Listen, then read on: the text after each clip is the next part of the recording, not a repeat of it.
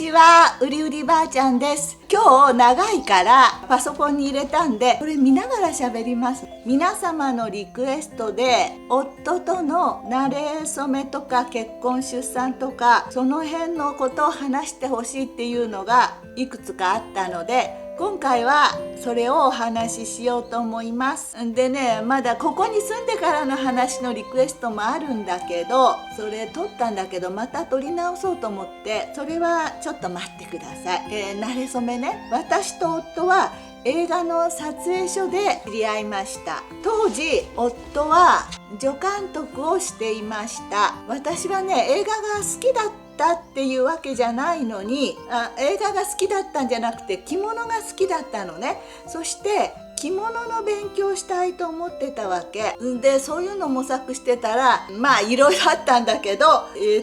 この割愛します。現場で働くことになりました。それもね、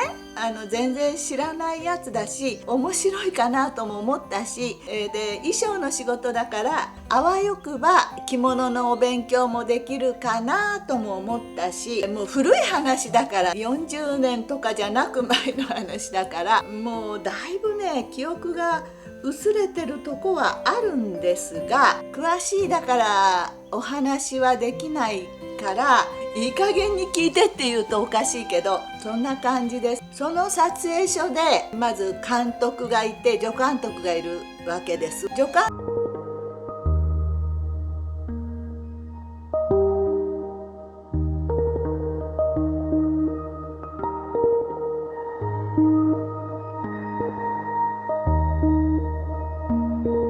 3人だった助監督はね。で大きな撮影だったら何人も助監督いるかもしれない。サードがその3人だから一番下なわけよ。だからテレビの AD とかもそうだって言うじゃん。駒遣いみたいに働かされるでしょ。若い男の人だし働いてたよな。で助監督にはいろいろ役目が、チーフはスケジュール組むとか、まあいろいろ他にもあるだろうけど、なんかあるわけだ。セカンドはセカンドで、サードの人が他にもいろいろあるんだろうけど、衣装関係はサードの人が担当なわけよ。当時夫はサードだったわけ。そして私はね、わけもわからないのに何日かは経ってたんだけど、ほとんどいきなりその撮影の衣装担当で組につかされるわ。と言っても衣装合わせとかそういうのはちゃんと衣装部の人がいて、監督と助監督とそれから役者さんとかで衣装合わせして、私なんか全然わからないから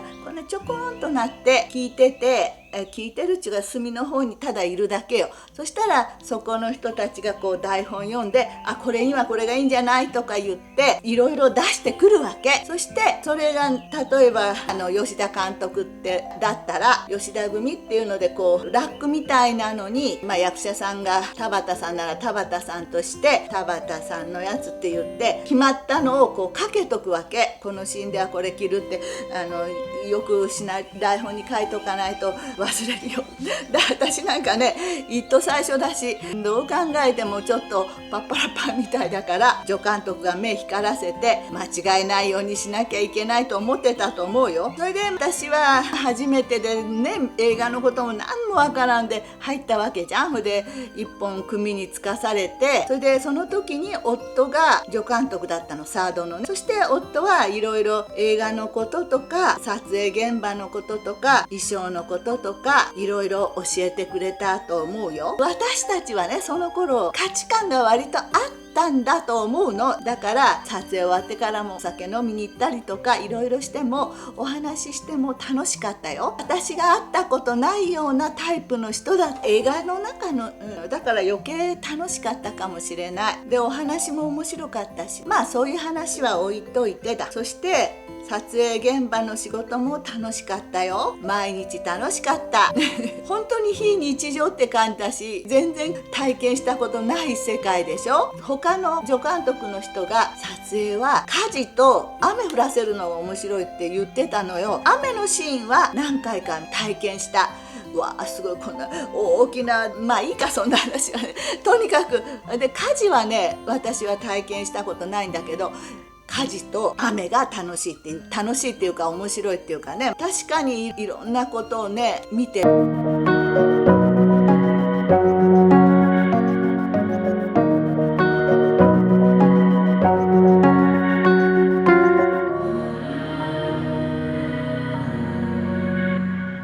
れはねメイクの人の仕事だったよ。だから外れたらしたらちゃんとね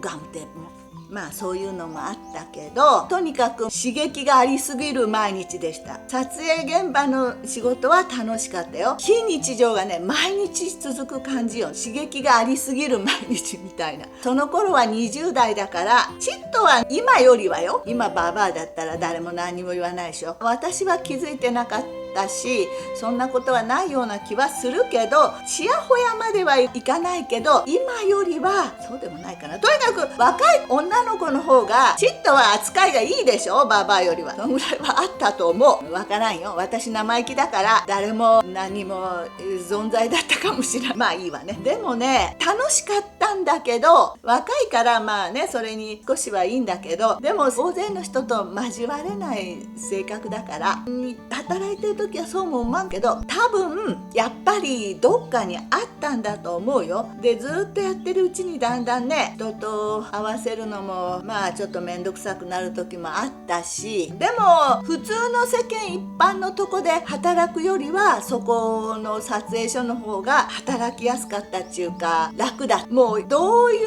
風にあんまり世間体もなくできたような感じがする。普通のとこだったら世間体を気にしてなかったけど、やっぱりなんかなわけよ。だから大勢の仕事っていうのは根本的に私には向かないわけよ。協調性ないんだしそれがだんだんやってるうちに分かってきたの。楽しいけどやっぱり大勢の中にいるのっていうのは向かないかなとも思ってきたの。でもね映画の中の衣装の役目ってすごい重要だと思うのよ。だから本当はね突き詰めていけばすごいやりがいのある仕事だとは思うんだけど、その当時の私はたまたまなんとなくいつものようにサイコロ転がったらそこにいたっていう感じだから、まあそんなことも考えてなかったし、これから映画で頑張っていこうとかも思ってなかったし、なんとなくそこへいただけの人なわけだから、それより私は自分の頭の中にあった古民家っていうかね、いろりと五右衛門風呂とかってかやぶきの家で縁側で旗を折る私っていう頭の中に大きく膨らんであったから、私のイメージを完成させようと思ったわけ。それを旗織りの勉強は八王子の玉がすりを職人さんについて修行を旗織り修行かすりの勉強を始めたのね。でその間もずっと夫とは付き合っていましたよ。でね夫は助監督から監督になっていたかな。その頃会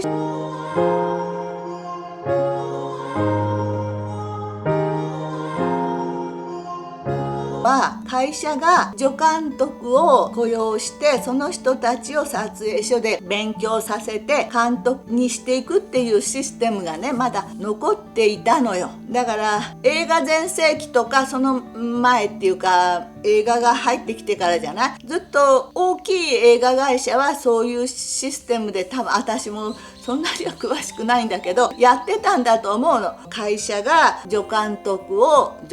試験とかでね採用して、それで撮影所で勉強させてっていうかつかせてね、その監督の下について演出の勉強していくわけだからね。そういうのが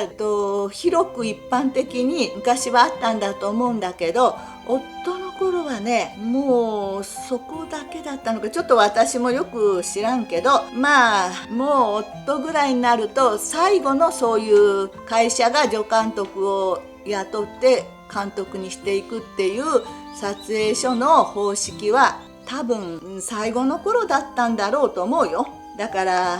映画全盛期がそういうシステムだったわけで、その古き良き時代ね、映画の黄金時代っていうの日本のね、そういう最後あたりの監督っていうことになるんじゃないのかなと思うあんまり夫人に聞かないとわからんかもしらんけど、だから私の話はあんまり話半分に聞いてね、まあそれはそれね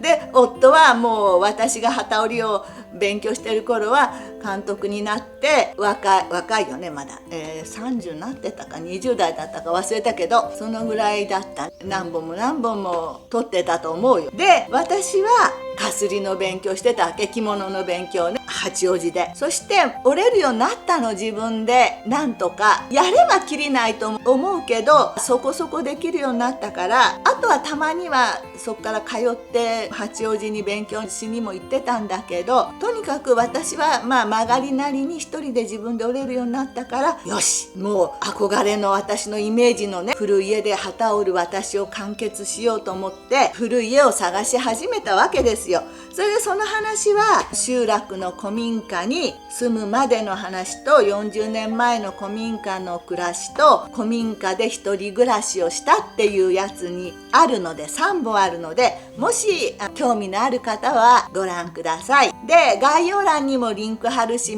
コメント欄にもリンクを貼ります。それで古い家に暮らし始めてからは、これも言わないよ、もうね、この動画にあるから、3つのやつで、古い家に暮らし始めてからは私のね古い家に来たり、私が東京へ夫の家に行ったりという生活、今と大差ないといえばないよ、そんな生活だから。だけどね、若い頃は夫はね家にあんまりいなかった。私が来ても何であっても大体飲み歩ってた、そんなやつだったよ。今はじじいになったから家にいるよね、私が行った時はそういう人間になったんじゃない。そしてそこで子供も生まれました。で私はその子供が生まれる前までは今とほとんど変わらないといえばないわけよ、当時もね。その頃お互いに結婚ということを考えていなかったと思う。全然かどうかわからんけど、まあ考えてなかった。古い家で子供が生まれるわけ。これもそのさっき言った123にあるんで、興味のある方はご覧ください。子供が生まれても私は結婚ということにこだわってなかった。どちらでも良いのかなと思ってた。でも夫が子供がかわいそうだというので結婚届を出すことになったわけです。私は出してないから、多分夫が出したんだと思うわけだから、私たちは結婚式あげてないですよ。結婚指輪とかそんなものも持ってないです。私に至ってはその届けとか出してもいないから、子供がいるっていうこと以外は何にも今までと変わってないわけ。まあ子供っていうのはいるっていうだけじゃなくて、子供っていうのはすごい大きな存在だとは思うけど、だから結婚したとしても子供がいたとしても今まで通りの生活形態は変わらなくて、私は田舎、夫は東京で暮らしてたわけ。でもね、こうやってね振り返ってみると、私は結婚っていうことも夫にも縛られていないとずっと思ってたんだけど、今こうやってね過去のことを振り返ってみると、もし結婚っていうことをしていなければ、この子供がいなかったら、まあ私たちの関係はとっくに自然消滅をしていたように思う。多分ね、ただの紙切れ1枚、単なる形式と思ってた私はね、ずっと思ってたんだけど、その時間となんか積み重なったものっていうか、なんていうか、後ろにあるものっていうか、そういうものが積み重なってるわけよ。それは婚姻届を出さなくてもそうだろうけど、それよりも出した方がプラスアルファがあるのかな。でもそれがないにしても、積み重なったものとかを、今の状況とかを壊すのは割とエネルギーが必要なような気がする。だから形式だけではない何かがあるんだね、きっと。でヨーロッパとか結婚しないっていう形が最近多いというじゃないですか。日本でも事実婚の形を取る方も多いでしょ。それはそれで良いと思うし、私はそれを選ぼうとしてたわけなんだけど、婚姻届を出すっていうことが他に何かを引きずってるような気がする。だからその何かを引きずるっていうことが婚姻届を出させる狙いかもしらんのだがよ。あんまり考えんようにしよう。とりあえずだ、結婚というのはその形式プラスアルファが加わったのかなと思うこともあるわけ。形式なんだけど形式以上のものがあるっていうのかな。まあそれはそれとして、私たちのこの結婚という形が良かったのか悪かったのかはわからない。大体終わったんだけどまだわからない。でもまあお互いにね、性格的にずっと一緒に住むっていうのは無理だったと思うよ。まあ夫は良いんかどうか知らない。私は絶対無理で、私の小学校の通知表にはいつも協調性がないって書いてある。ちっちゃい時よ、小学校2、3年とかだからよく分かってなかった。で、ああいうのって親が見るもんで子供が見るもんじゃないじゃん、通知表って。だから子供に分かりやすくは書いてないよね。親に分かればいいわけだから。でも一応私も見るじゃん。だから協調性がないって書いてあって、私って協調性がないんだなと思ってたの。でもどういう意味かようわからんけど、そんなには考えんわな。で、今考えて、私ね、小学校の頃そんなだったとは思ってなかったんだけど、でも通知表にそう書いてあるから協調性なかったんだね。学校の先生ってよく見てたんじゃないの？ちっちゃい時からそうだったの。でね、私の家は兄がいるでしょ。それから両親とばあちゃんがいるでしょ。それに持ってきて母の妹や父ちゃんの、兄弟とかが入れ替わり立ち替わり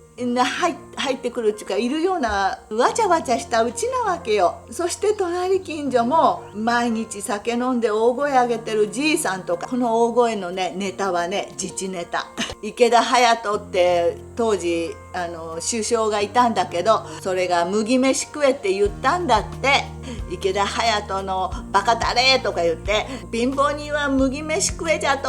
バカ野郎とかなんか言ってた。大きな声上げて。だから当時私なんか新聞も読まんしね、ニュースも聞いてたか聞いてないか分からんけど、自治ネタはその向かいのお酒飲んで大声上げてるおじいさん、自治ネタを仕込んでたわけは、小学校の私が。そしてこっちの隣のおじさんは毎日上半身裸で入れ墨バーッと入れて捨ててこ履いてるわけ。毎日ってまあ冬はね、ちゃんと着てたんだろうけど、捨ててこ履いた入れ墨入れてるのしか覚えてないから、上に服着てるっちゅうイメージがないんだけど、入れ墨がバーッと全部入って捨てて、これでおばさんはシミーズっていうのがあったわけ。下着、今でいうスリップっていうの、白、全部白、細いこう紐みたいなのがついてこうなって透けたような白いの下着だからね、ワンピースとかの下に着る。それを着て夏はうちの母ちゃんもそう、みんなそうやって歩いてたよ。で、細い線じゃないのまたこんないろんなシミーズはあるけど、それで夏はずっと歩いてるわけだけど、うちの母ちゃんはタオルかけたの見たことないけど、そのおばさんはちょっとそのシミーズに恥じらいがあったんかもしれん。買い物に近所に行く時はね、買い物かご持って清水にタオルを肩にかけて、タオルかけるともう無敵。清水でも下着でも何でもよし、そんな感じだったよ。清水にタオルかけたら無敵だぞそうだったね。そのね、もうこんな話はやめよう。この入れ墨入れてるおじさんの家は毎日博打やってるわけ。多分花札だと思うよ。道路のこっち方に縁側があって、そこで見えるわけよ。いつもみんなが集まって、みんなこう上半身裸で入れ墨入ってて、バシンバシンってやるのが見えるわけで、小学校からルンルンルンって書いて、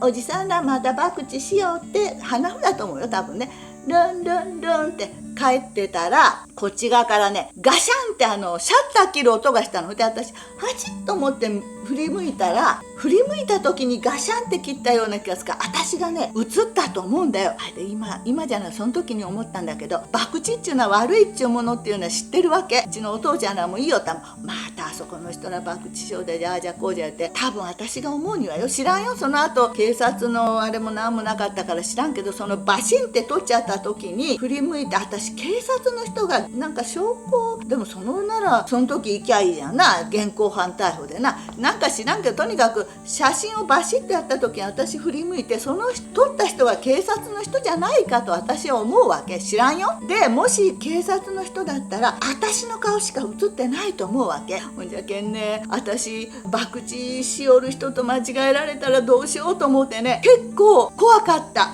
警察が私捕まえに来たらどうしようとかも何もなかったけど、その後ね、だから見たことがあったりした。でその博打しよっちゃった人でしょ。それから朝早うから餅やら豆を作りよってうちもあったよ。キネみたいなドスンドスンって音がするんだわ。結構音してたような気がする。でそのうちだけがね商売しよったから電話があったの。呼び出し電話っちゅうのがね前あって、呼び出しって書いてあって何番何番って書くわけ、連絡先に。それがねうち方はその家をあんまり仲良なかったんじゃが、でも電話はそこになっちゃって、電話かかっていたら「なんとかさん電話ですよ」って言いに来てくれて「はいはいはい」って言ってもあんまり仲良ないからあんまりそんとしちゃいかんのやが、でそこしか電話ないんじゃもん。呼び出しを書かにはいかんのよ。だったと思うよ。だからとにかく呼び出しっていうのはそこ書いちゃった。入り口の辺に電話があって「すいません」って仲良ない人じゃちょっと遠慮しながら「ありがとうございました」とか言って帰ってくるんよ。それからね流しのおじさんが住んじゃっちゃ一家がね。で夕方になったらギター持って出かけて、で私方の辺はコンビナートのとこじゃけ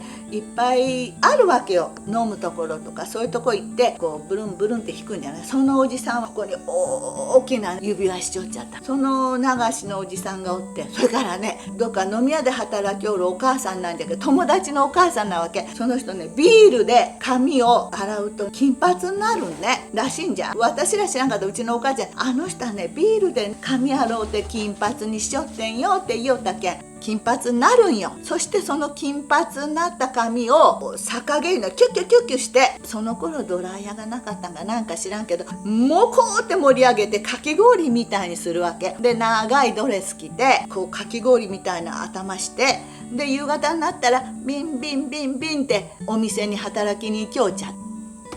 それで働きに行った後お友達のうちなわけ。男の子だったけどそこのうちにね大きなダブルベッドがあったわけで、お母さん母親じゃないじゃん。じゃけ私らもう天下よ。でちっちゃい頃なんか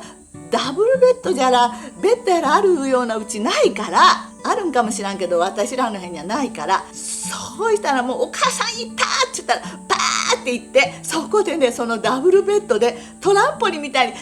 えいえいえいえいってみんなで飛ぶの。いやあれは楽しかったよ。お母さん知りゃせんにね、私らがそのダブルベッドでえいえいって飛び寄るのね。あのベッドはねもうすぐに壊れたんじゃないかと。悪いやつらじゃん。半年おってみ私の家でもう大くじよまあいいわ、ごめんね、ちょっと違う話にそれてしまった。まあそんな感じで家の中もね外もねすごい私の周りは賑やかだったんですよ。だけど私もそうやってねダブルベッドでわちゃわちゃしよったくせによ、冷めたとこがあったんかもしらんなと思う。おばさんらに言わせたら小さい時あんたね鼻さんで困ったって言うわけ。いっそ喋らんじゃったって。いや私ね小さい頃よう喋れたような気がしたんじゃが喋らんかったらしい。だからわっちゃわっちゃはしてたんだけど、まあどっか一人で協調性なく生きていたちほどでもないね過ごしてたんかもしれんなと今になれば思うんだけど、それでなんかね頭の中で思ってたような気がする。小さい時にここじゃないどこかがあるってね、多分ね無意識のうちに思ってたんだと思うんだよ。そんな気がする。なんか冷めてたんだね、わちゃわちゃしてるくせにそして大きくなって上京した後もずっと一人暮らし、それもいっぱいいろいろあったんですけど、そして唯一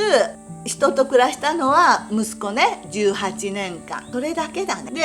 で息子も一人立ちして、で夫も以前と変わらず東京住まいでしょ。だから私は今は元のように一人暮らしで静かかどうか知らんけど暮らしてます。で夫夫が他の人なら一緒に暮らせたのかどうかはわからない。と会う人がいて大丈夫な人がいて暮らせたかもしらんよね。でも私は多分誰とも暮らすのはダメなような気がする。でもよ、そういう誰とも暮らせないような私がよ、子供も授かり、今こうやって曲がりなりにもというか、なんていうか、幸せに暮らしていけるのは今こうやって思い返してやっと気づいたんかもしらんけど、夫のおかげだよとしみじみ思った。今回、今まで思ってなかった。悪いやつだね。だから感謝しなくっちゃね。夫と巡り会えて本当に私は幸せだったんだなと思う。なんか心がこもってない。大丈夫大丈夫、そう思うよ。なんだけどお互い性格に難ありというか、2人一緒に暮らせないような、まあいろいろあったわけだわ。これからもあると思うよ。でもね、今はつかず離れずっていうか、年1回くらい一緒に旅行して、たまに会って食事して、そんな関係がこれからも多分続くだろうと思うわけです。他の人から見ればちょっと変とか、寂しくないのとか、旦那さん浮気するんじゃないのとか、たくさんハテナマークがつくわけです。お互いね、いやわからん、お互いと思うよ。多分夫は知らんけど、まあでもそうかと思う。お互いこの生活を良しと思っているわけなので、皆さんハテナマークつけないで大丈夫。好きにさせてください。まあ私たちがどうなろうと知ったこっちゃないよね。でもそういう人多いじゃん。よく言われるよ、いろいろ。ハテナハテナで。それからね、だんだん今思ってきたんだけど、若いうちはみんなと優しい。ラブラブの頃で、私なんかもこんなはずじゃなかった、もっと優しかったのに、なんだよ変わったな思う時もあった。こんなやつで離婚しようと思った時期もあった。でももうそういうのもだんだんどっちでもよくなってきた、本当に。でもまあたまに一緒にいると今もとかね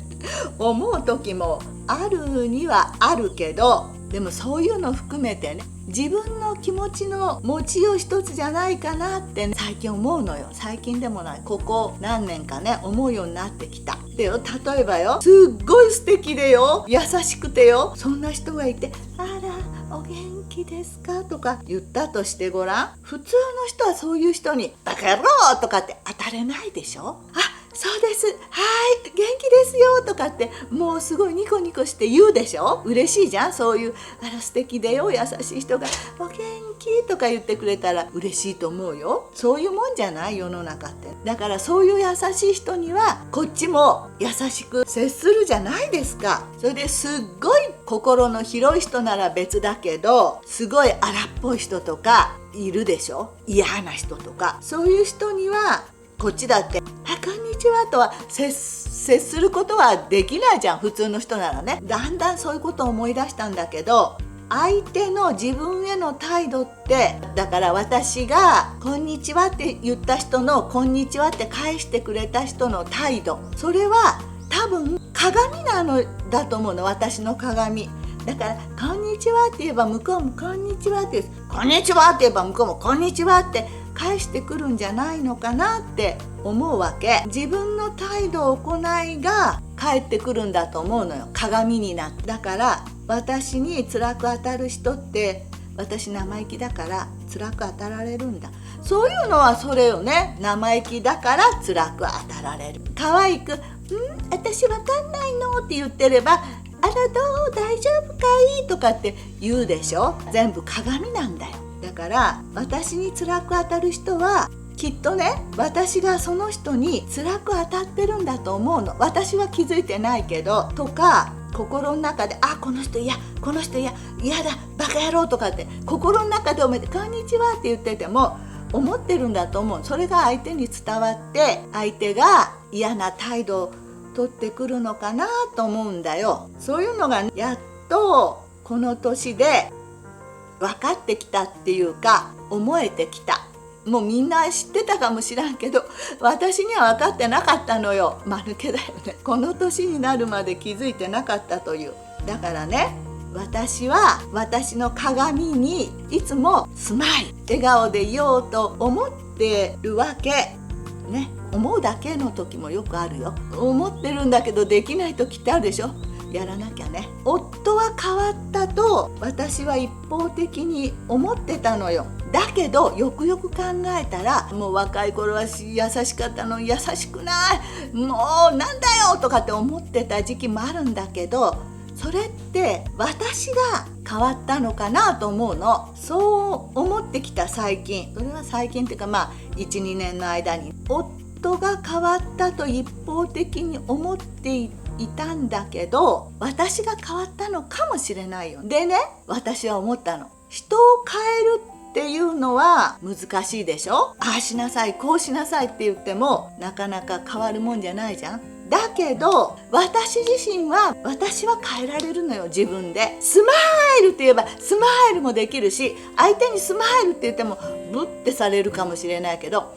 って手あげればはいってあげられるじゃん。だから自分は変えられるわけだから、もし私が変わったんだとしたら、また私が変わればいいだけなわけじゃん。それは私にできると思うの。できるよ、自分のことだもん。だからいろんな私のね思いとかをリセットして新たな自分っていうか、だから変えていこうと思うの。多分私が変わったのよ。だから私はまた変わろうと思う。今までもたくさんのことがあったよ。で今からもいろんなことがあると思う。夫とのことね。夫と私は今までもいっぱいいろんなことあったし、これからもあると思うんだけど、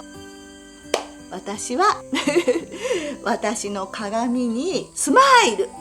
にっこり笑っていようと思います。スマイルスマイルスマイルで、夫はお料理上手、美味しい料理作ってくれる。私が行きたいって思ったところへはリクエストすれば、そういうなんかいろいろね組んでお膳立てして連れてってくれる。いっぱいいいとこあるわけよ。いいとこだらけなの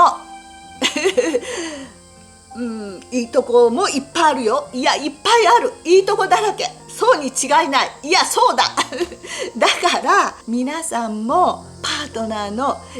いっぱい探しててもね、それでいい人はいいんだけど、もしもこんなはずじゃないとか思っている人がいたら探してみてください。そう思うの。私は向こうが変わったんじゃなくって自分が変わってるのかもしれないじゃん。探そう。いいとこいっぱいあるって。私はこうやって一人でいるのも楽しいし、他も楽しい。夫といるのも楽しい。他の人といるのも楽しい。いろんなことを楽しんでこれからも行こうと思います。だけどいつも楽しそうにしてるけど、私だって大変なこともあるんですよ、本当は。だけどよ、大変なことよりももっと楽しいことをいっぱい見つければいいんじゃないかなと思うんです。いっぱいいっぱい見つけよう。だから楽しくなるのもやっぱり少し努力がいると思う。でもね、一つ思うのは、努力してもどうやってもできない時ってあると思うね。全てがうまくいくわけじゃないから、そういう時からはそういうことがあったら逃げた方がいい時もあるかもしれない。どうか皆さん幸せになってください。自分の気持ちの持ちようでなんとかなることはなんとかしてほしいなと思うの。なんとかならない時もある時はあるけど、ごめんね私と夫はそんな感じです。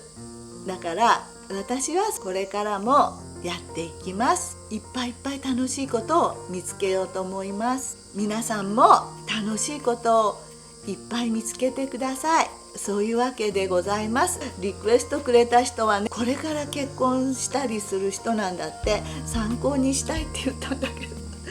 多分参考にはならんと思うけど、そんな感じ、私と夫のことはね。皆さんも皆さんなりにいろんな人生を歩んでください。その中で一番自分にとっていい方向を見つけてほしいと思います。で、楽しくいきましょう。じゃあそういうわけで、もし今日の動画が良いと思った人は高評価ボタン、チャンネル登録よろしくお願いします。じゃあまた。リクエストも何かあれば待ってます。